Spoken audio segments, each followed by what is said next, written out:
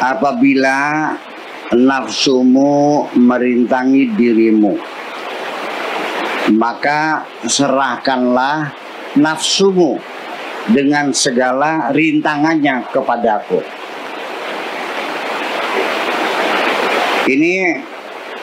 Ini kan seolah-olah apabila itu ya bisa terjadi, bisa tidak.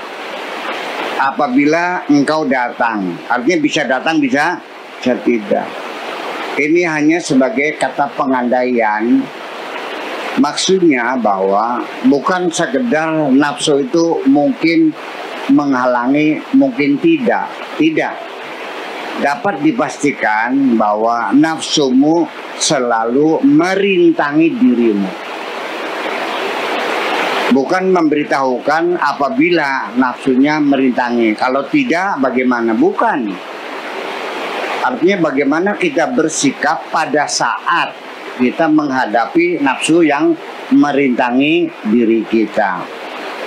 Kata Tuhan, serahkanlah nafsumu dan segala rintangannya kepadaku, biar nanti aku yang menyelesaikan.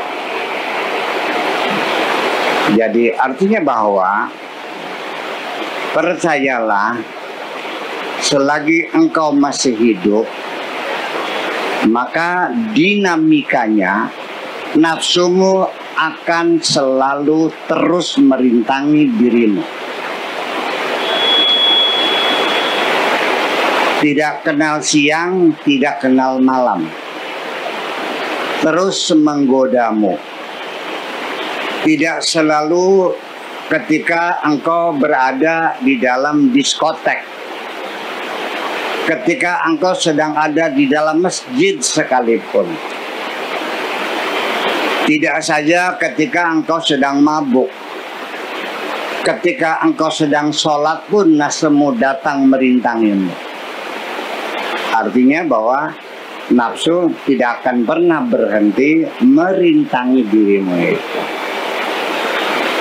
Atau seperti dikatakan dalam surat Yusuf, keluhan Zulekha setelah terbukti dia bersalah menggoda Nabi Yusuf, dia mengatakan, wama ubarri'u nafsi inna nafsa la ammaratun bisu, yang artinya wama ubarri'u nafsi, aku tidak bisa membebaskan nafsuku, aku tidak bisa mengusir nafsuku, selalu ikut, selalu merintangi.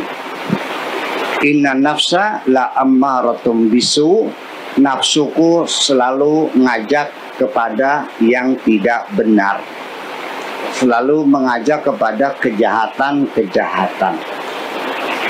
Tetapi setelah itu dilanjutkan ayatnya, illa ma rahima rabbi, kecuali yang disayang oleh Allah.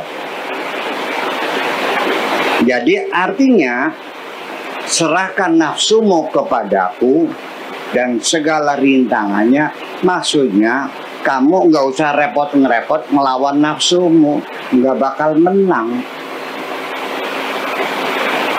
Nafsu itu lu gampar, dia pergi, datang lagi. Paling ganti baju. Yang tadinya bajunya putih, datang bajunya hitam. Lu tendang, pergi sebentar, datang lagi, ganti baju, bajunya kuning. Dan seterusnya. Engkaunya melek, nafsunya melek. Engkaunya tidur, nafsunya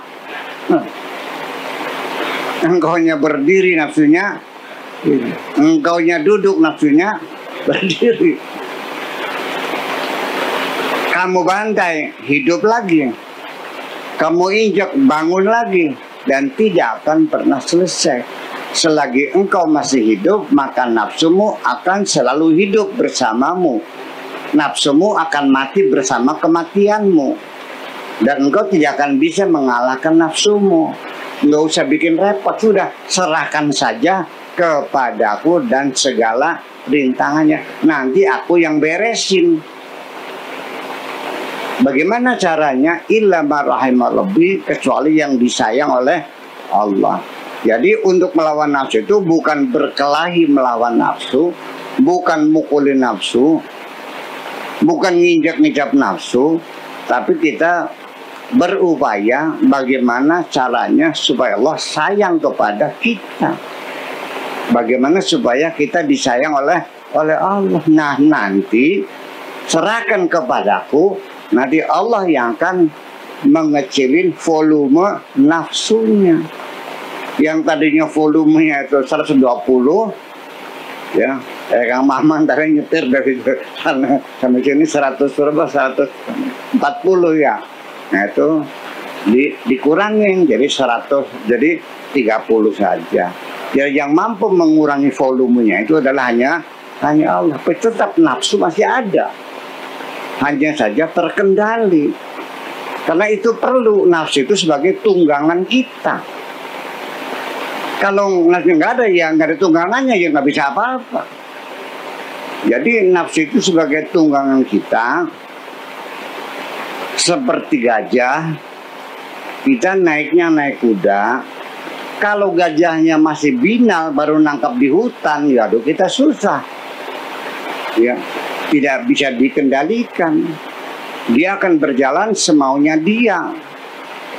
Ditabok pantatnya, yang ngamuk. Ya kan gitu. Ditotok kepalanya, ya dia malah meronta. Dia lagi cari rumput. Kitanya mau cepet-cepet, ya dia tidak akan mengantarkan kita cari rumput sendiri. Kitanya mau ke barat, gajahnya mau ke timur. Di situ kita bergulat dengan gajah. Lalu akhirnya yang menang siapa? Yang menang gajah apa yang nunggangnya? Gajah. Itulah nafsu, nggak bakal menang.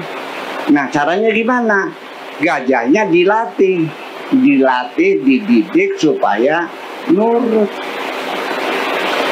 Bagaimana cara melatih gajah? Gampang kok. Yang main bola aja bisa kok. Bapak-bapak pernah nonton gajah main bola nggak? Bisa, kenapa? Nah, makanya, jadi artinya volumenya dikurangi itu, dia tidak binal lagi, ya kan begitu. Kemudian bisa dikendalikan, dan kita berkendara, tetap berkendara. Jadi nafsu ini kendaraan kita. Kalau kita tidak punya nafsu, ya kita tidak bisa menikmati kehidupan dunia ini. Saya mau nanya sama Pak Tarto, kalau lu nggak punya nafsu, enak gak pegang paha?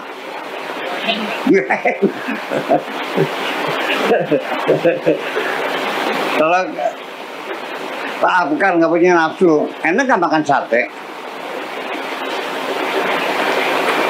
Ya hanya saja nafsu itu tetap ada, tetapi volume rendah dan bisa dikendalikan. Lalu Allah untuk apa bikin nafsu? Bikin setan, bikin iblis untuk apa? Untuk menguji kita. Jadi dinamikanya ketika kita diturunkan ke bumi dan tidak dibuatkan musuh yang mengganggu kita, maka kita sama dengan tidak ada apa-apanya. Kalau kamu di hidup dunia tidak punya musuh, bisa menang nggak? Bisa kalah nggak? Nggak juga. Kalah dan menangmu tergantung bagaimana kamu ya membuktikan resistensi kamu melawan musuh kamu. Ini kiatnya, kamu nggak usah berkelahi dengan nafsu, tinggal serahkan saja. Nanti aku yang beresin. Selesai kan? Nah, disitulah adanya dalam mencari Tuhan, salah satunya adalah mengendalikan nafsu kita sendiri. Caranya nggak usah diajak berantem, tetapi kita serahkan nafsu pada Allah dengan cara bagaimana kira-kira Allah senang kepada kita.